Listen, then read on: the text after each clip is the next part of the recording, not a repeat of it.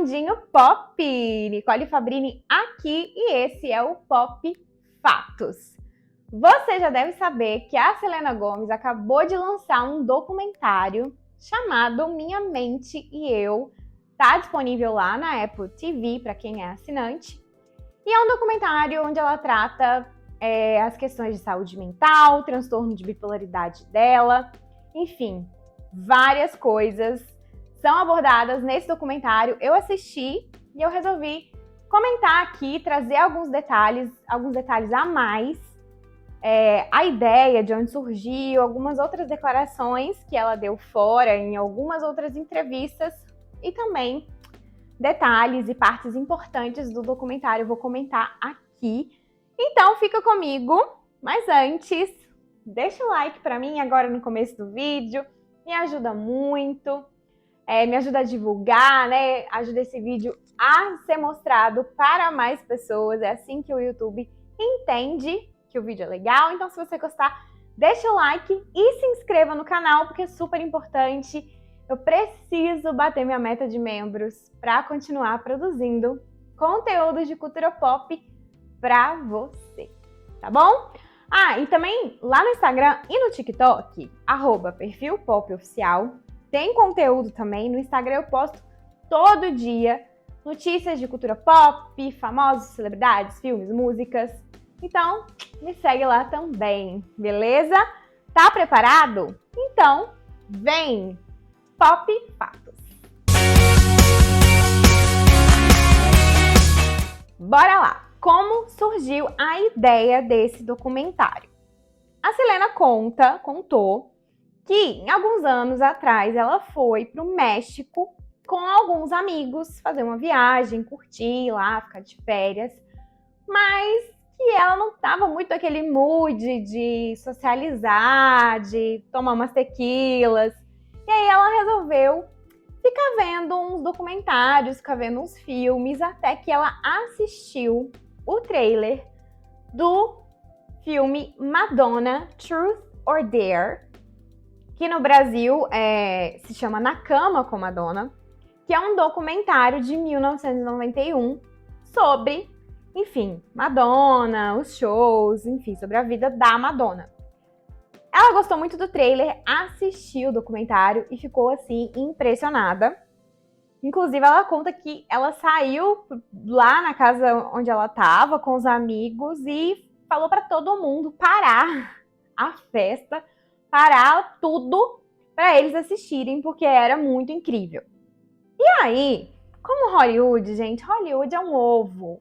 Hollywood não é muito grande, não.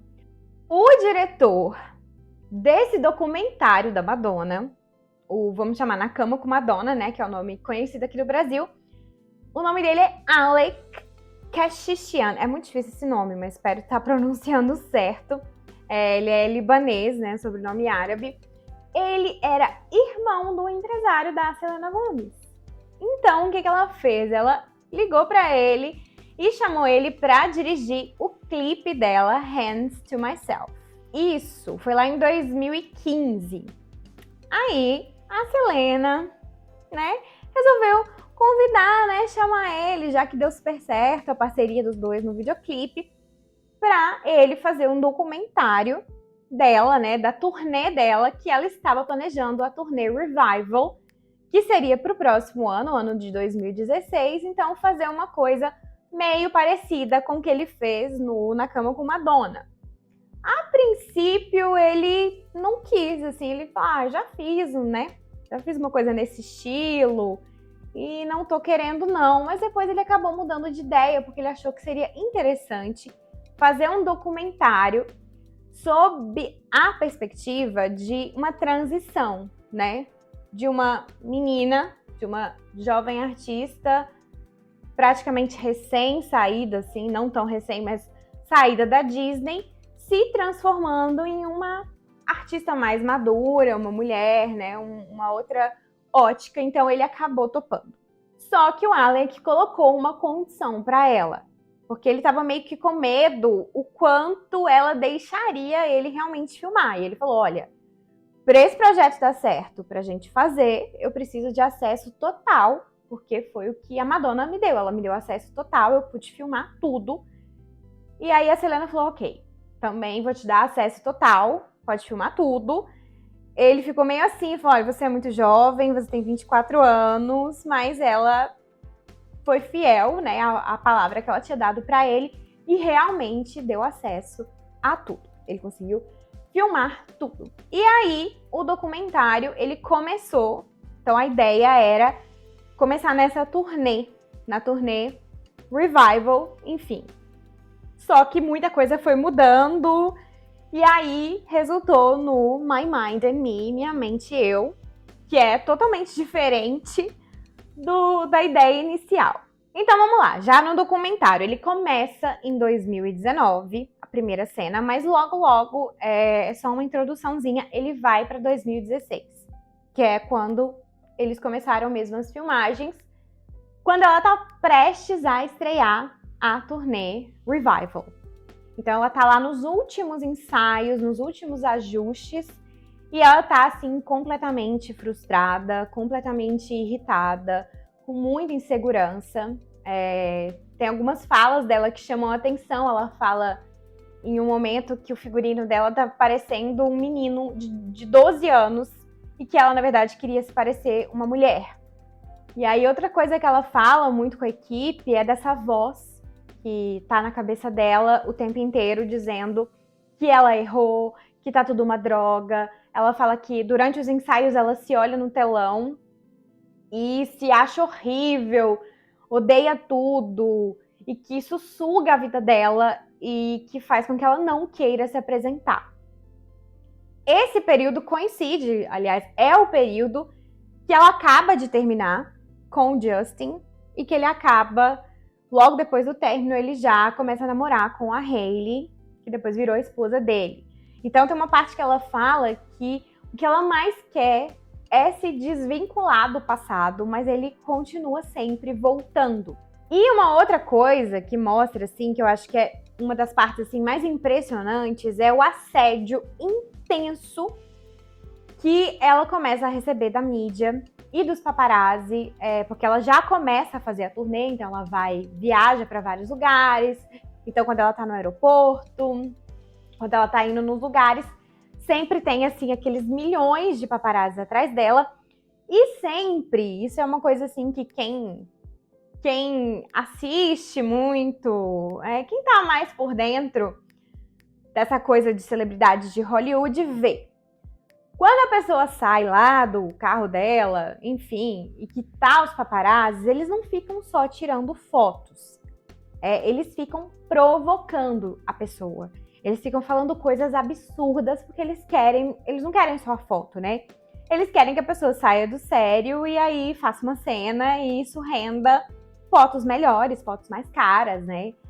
Uma foto de uma pessoa simplesmente andando tem um valor. Uma foto da pessoa tentando quebrar a sua câmera, igual, por exemplo, com a Britney pegando o guarda-chuva, tem outro valor. Então, talvez muita gente não saiba, mas os paparazzi, eles não ficam só tirando fotos, eles ficam o tempo inteiro provocando a pessoa. E aí eles vão colocando em destaque algumas frases ditas pelos paparazzis pra ela, que são frases, assim, absurdas. Entre essas frases tem Justin fez você ir pra reabilitação? O Justin tem uma nova namorada, você tá com ciúmes? Onde é que tá o álcool? Você voltou a beber? Você tá deprimida? Você tá cansada? Então, assim, essas cenas são muito tristes, porque parece realmente um bando de urubu atrás dela, só esperando com que ela tenha um surto, né? Porque qualquer um teria. Toda vez que você sai, alguém fica gritando pra você as suas fraquezas, o seu antigo relacionamento, enfim. E isso acabou realmente causando o que causou, né? A turnê acabou sendo cancelada, mesmo depois de 55 apresentações. Então, assim, ela continuou com a turnê durante todo esse tempo, e durante todo esse tempo ela estava sendo extremamente assediada pela mídia. Depois do cancelamento dessa turnê, que, enfim, foi muito estresse para ela, o lúpus que ela tem, é uma doença autoimune, acabou piorando muito, né? O lúpus piora com o estresse. E isso fez com que a doença começasse a atacar os rins dela e ela precisasse, então, de um transplante. Então, em 2017, ela foi operada, precisou de uma doação. Quem doou foi uma amiga dela, a Francia Raiza, eu não sei se é assim mesmo que fala, doou esse rim para ela. Essa parte, ela não é muito abordada no documentário, a França nem é mencionada, inclusive algumas pessoas questionaram isso, por que decidiram deixar meio que de fora o transplante. Ele é mencionado pouco, assim, não é, né, muito abordado, não. Mas enfim, o que aconteceu durante essa cirurgia? Durante a cirurgia, quando foram colocar o rim na Selena, o rim meio que se virou e começou a causar danos em uma artéria. E isso fez com que a cirurgia, que era para durar 1 hora, acabasse durando 6 horas e tivesse tido realmente um alto risco de morte para a Selena. Mas, graças a Deus, ficou tudo bem, acabou realmente transplantando. Porém, acabou tendo uma outra complicação. Segundo o TMZ, depois desse transplante de rins, a contagem de leucócitos dela, enfim, uma questão médica, ficou muito baixa. E essa questão médica acabou afetando a mente dela e acabou levando ela a um colapso mental. O que aconteceu? A Selena começou a escutar vozes. Ela ia escutando vozes e isso acabou desencadeando uma psicose, né? Um surto mental. Tem uma assistente dela que fala que tinha alguns momentos em que ela até falava que ela não queria mais estar ali, que ela não queria mais estar viva. E que essa assistente fala, você olhava nos olhos dela e você não via nada. Ela não estava mais aqui.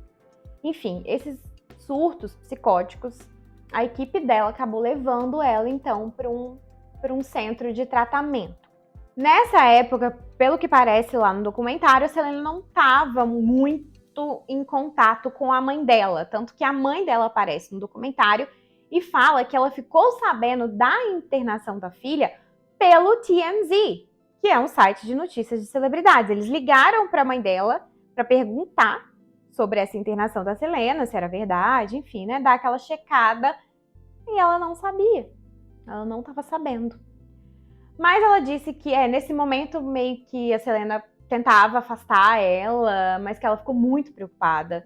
Que ela ficou, assim, realmente com medo da Selena não aguentar, né? Da Selena morrer. Mas que ela disse, assim, que considera realmente um milagre que ela tenha voltado.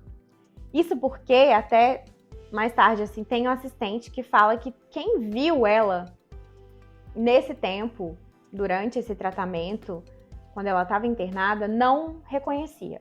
Ela ficou, assim, de uma forma irreconhecível. Então, nesses centros de tratamento, ela passou vários meses em estado de paranoia, não confiava em ninguém, achava que estava todo mundo querendo pegar ela. E isso deixava as pessoas muito preocupadas, porque existem episódios de paranoia que a pessoa nunca mais volta. Mas, que bom, o tempo foi passando, ela foi fazendo esse tratamento todo e conseguiu, aos poucos, ir voltando. Ela estava sob muita medicação nessas clínicas, né? Tomava muitos e muitos remédios, até que ela foi melhorando isso, né? Mas ela falava, assim, que ela não estava ali. Que ela estava totalmente sedada, né? Totalmente sedada. Até que ela encontrou um psiquiatra que realmente ajudou ela. Ajudou ela a sair desse estado, de tomar muitos remédios. E aí ela falou, foi numa entrevista até para Rolling Stone, que esse médico guiou ela para fora, né, daquele surto que ela tinha passado, mas que ela teve que reaprender certas coisas. Ela teve que aprender a lembrar de certas palavras que ela não lembrava, a se situar, porque ela falava que esquecia, ela estava num lugar conversando e simplesmente esquecia onde ela estava. E aí ela falou que ela precisou de realmente aceitar que ela tinha o transtorno e aprender a lidar com ele, porque é um transtorno que ela teria que conviver para sempre. Muitas coisas que eu falei aqui são coisas que eu peguei em entrevistas. Agora, voltando para o documentário, ele mostra esse cancelamento da turnê, esses depoimentos da mãe, da assistente e tal, fala um pouco sobre a internação e já pula para 2019, depois de tudo isso, quando ela já saiu da internação. E aí ela começa a falar sobre como foi receber o diagnóstico de transtorno bipolar. Ela fala que não era o que ela queria, não era o que ela queria ter passado por tudo, ter ido para o hospital psiquiátrico, mas que ela também não queria ficar presa dentro da mente dela. Ela fala que quando ela recebeu o diagnóstico, ela pensou que a vida dela ia acabar, mas que ela estava vendo que não era bem assim. Ela também pede muitas desculpas para a mãe dela e para o padrasto dela, o Brian, porque ela fala que nesses momentos que ela estava lá na clínica, vivendo esses surtos, ela falava coisas muito maldosas, agressivas, mas que eles sabiam. No outro dia, eles falavam, a gente sabe que não foi você, que você não quis dizer isso, né, que ela não estava tendo controle do que ela dizia, mas ela disse que ficou muito mal, sempre ficava muito mal quando ela via que, sem querer, ela acabava tratando eles muito mal. E aí ela começa nessa parte a voltar um pouco para o passado dela, ela relembra que a mãe dela a vida inteira ensinou ela a ter coragem, então que ela, inspirada pela mãe dela, estava reunindo forças e coragem para lidar com esse transtorno. Ela lembra que a mãe dela teve ela muito jovem, com 16 anos, ela ainda estava lá no high school. O pai dela também era muito jovem, né? Os pais dela acabaram se separando quando ela tinha 5 anos, então ela foi meio que criada só pela mãe e pelos avós, né? Os avós maternos. E aí ela vai para a cidade dela, tem uma parte do documentário que ela visita de novo a cidade onde ela nasceu e foi criada. E aí lá nessa cidade de Grand Prairie, ela visita a casa que ela morava, visita alguns vizinhos, visita a Danny Jones, que foi a escola que ela estudou. Acaba lembrando que na escola ela era meio excluída, não tinha muitos amigos, mais introvertida, e que quando ela mudou para Los Angeles, que foi aos 11 anos, para fazer o Barney, que ela entendeu aquilo como uma fuga da realidade, e que parece que durante vários momentos da vida ela começou a viver fugindo da realidade. Ela fala que, desde que ela começou a atuar, ela nunca mais parou, que ela sentiu que teve um momento que a vaidade tomou conta dela, e só que isso acabou levando ela para um lugar de solidão. Depois dessa viagem para a cidade dela, ela discute com a equipe dela se ela deveria se abrir para a imprensa sobre o diagnóstico dela de bipolaridade. Algumas pessoas da equipe não concordam, acham que ela não deveria contar, que ela deveria esperar um pouco mais, mas ela decide que sim, que ela vai contar. E aí ela acaba realmente contando para a imprensa em 2019 sobre o diagnóstico dela. Depois o documentário começa a mostrar o processo de produção da música e do clipe de Lose You to Love Me, que foi depois desse intervalo da carreira dela, né, de 2017 e 2018, onde tudo isso que eu contei aconteceu. É a primeira música que ela lança, é o comeback dela. E é uma música, né, Perder Você Pra Me Amar, que fala muito sobre o relacionamento dela com o Justin Bieber. Então, durante esse processo, né, as filmagens e tal, ela fala algumas coisas sobre.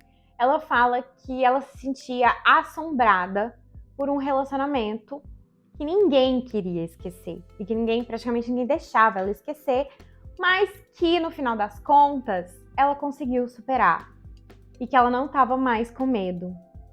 E aí tem uma parte que ela fala assim que foi talvez necessário passar pelo pior heartbreak, né, o pior coração partido de todos, para ela se encontrar para ela se descobrir, para ela se fortalecer, né? E que na verdade foi a melhor coisa que aconteceu com ela. E aí ela decide, então, já que essa música já começou a estourar, né? Tudo que a Selena faz estoura, que ela iria se apresentar na premiação no AMA. E aí mostra um pouco dessa preparação. Ela estava muito nervosa, muito nervosa, porque tinha 2 anos que ela não se apresentava, tinha passado por tudo isso, e acabou que ela se apresentou, mas ela estava muito nervosa e foi uma apresentação um pouco criticada. Eles mostram que rolou várias críticas sobre essa apresentação. Logo depois dessa apresentação, ela já tinha uma viagem marcada para o Quênia. Eu acho que é uma das partes mais emocionantes do documentário. Ela vai visitar uma faculdade de mulheres em outros lugares com uma fundação que se chama We Charity. Guarda essa informação. Ela acaba indo para o Quênia, é uma viagem muito legal, ela gosta muito. Parece que ela realmente se sentiu muito bem lá. Ela conversa com as pessoas, ela visita as faculdades, conversa com as meninas. E tem várias partes super legais dela conversando, perguntando sobre a vida delas, perguntando se elas têm interesse em garotos. Elas falam que não, que elas têm interesse em se formar, em estudar. Eu acho que isso é muito legal. E uma das partes mais legais, assim, foi quando ela conversa com uma menina lá sobre... essa menina conta pra Selena que ela teve momentos de muita depressão e que teve um momento que ela chegou perto de um rio e olhou pro rio e pensou em não viver mais, né? Em mergulhar nesse rio e não viver mais. Mas que ela teve coragem, que ela não fez isso pela família e que logo depois disso ela foi chamada para essa faculdade e isso deu um propósito para a vida dela. E aí a Selena responde que é preciso muita coragem para pensar, né, em colocar um fim na sua vida e entender que não é isso que você está destinada a fazer. Aí ela fala, eu conheço esse sentimento, eu me identifico com esse sentimento, então é o momento que ela fala mais abertamente sobre os momentos de depressão em que ela pensou em encerrar a vida dela. Nas entrevistas, em outros lugares, né, ela nunca de fato tentou, nunca realizou nenhuma tentativa, mas que essas ideias ficavam na cabeça dela durante um tempo. E quando chegou a hora dela ir embora, ela ficou super triste. Mostra ela super triste, super pra baixo, conversando com uma assistente dela, que ela tinha vontade de ficar lá, ou de voltar várias vezes, a cada 3 meses, voltar, porque foi uma viagem muito legal pra ela. E depois dessa viagem, ela acaba indo pra Londres, e o documentário continua acompanhando ela nessa viagem pra Londres, que não é tão legal assim. Em Londres, ela parece estar muito cansada. Todos os momentos você vê que ela tá muito cansada, que ela faz uma maratona, né? Ela tá divulgando essas músicas novas, o álbum novo dela, e ela parece muito cansada. As entrevistas que ela passa são entrevistas meio chatas, assim, entrevistas com umas perguntas bem bobas, e aí parece que ela não tá gostando de nada daquilo. Inclusive tem uma parte que a repórter pergunta pra ela e sai, assim, e ela fala, ela chega lá pra equipe dela furiosa e fala que foi horrível, eu não quero mais fazer isso, não quero nunca mais fazer isso. Ela nem estava prestando atenção nas minhas respostas, e aí ela fala uma coisa super importante. Ela fala, eu senti como se eu ainda estivesse trabalhando pra Disney. Eu me senti como um produto. Foi um gatilho pra mim. Então isso já fala um pouco sobre como era o período dela trabalhando pra Disney. E naquela época ela se sentia um produto. E aí começa o ano de 2020, onde todo mundo sabe o que aconteceu. Não é bom ficar falando esse nome na plataforma, né? Mas é a C19.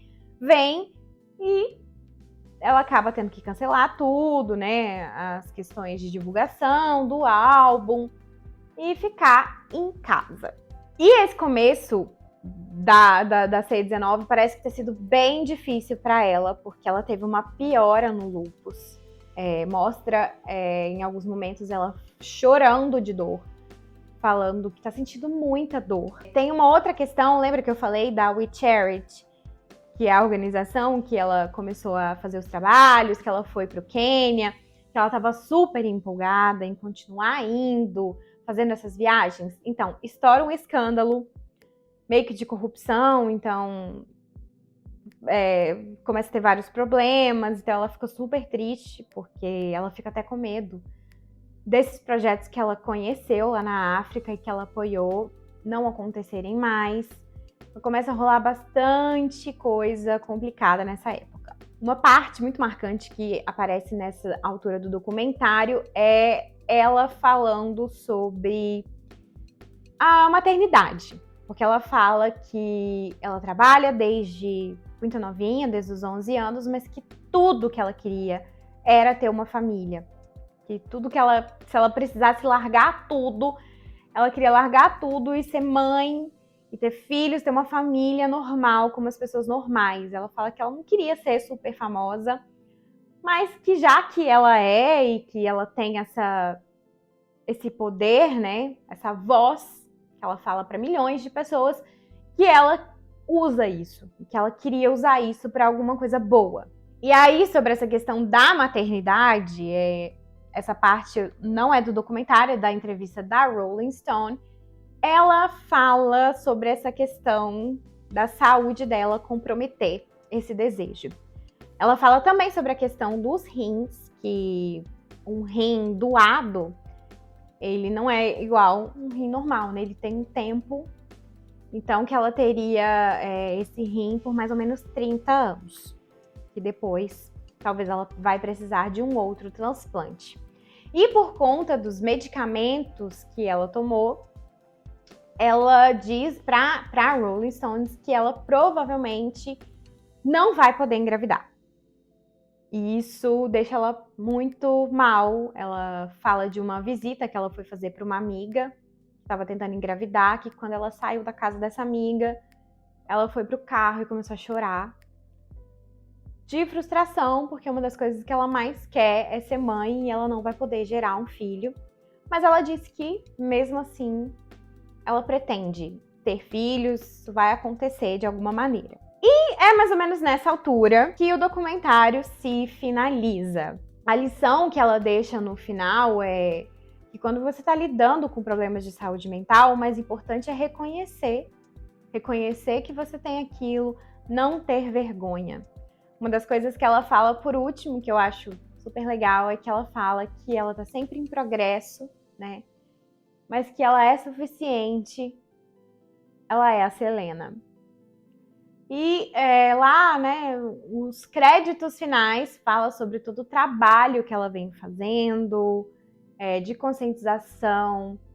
Ela vem desenvolvendo um programa dentro das escolas americanas. Isso é mostrado um pouco durante o documentário, mas foi depois das filmagens que parece que realmente esse trabalho se intensificou lá para 2021, que é discutir saúde mental, ter apoio de saúde mental para os adolescentes nas escolas. Ela, inclusive, chegou a se encontrar com o presidente, então ela tem feito esse trabalho muito legal de alerta, né, de conscientização. E agora, com esse documentário, eu acho que é ainda mais amplo essa discussão, vai atingir o mundo inteiro, porque ela tem fãs no mundo inteiro. E eu acho, assim, super, super admirável o que ela vem fazendo. Então é isso, pessoal. Espero que você tenha gostado das minhas observações do documentário e de outras fontes, né, sobre Selena Gomez e a sua saúde mental. Comenta aqui o que você achou, se você já viu o documentário, se você gostou. Se você não viu ainda, assista. É super legal, muito importante. Uma discussão muito, muito, muito importante. Beleza? Deixa seu like se ainda não tiver deixado. O vídeo está acabando e é super importante. Também importante a sua inscrição aqui no canal para ficar sempre por dentro de tudo que eu posto. Segue lá no Instagram, no TikTok, @perfilpopoficial. E é isso, eu vou ficando por aqui. Até o próximo vídeo. Beijos. Tchau, tchau.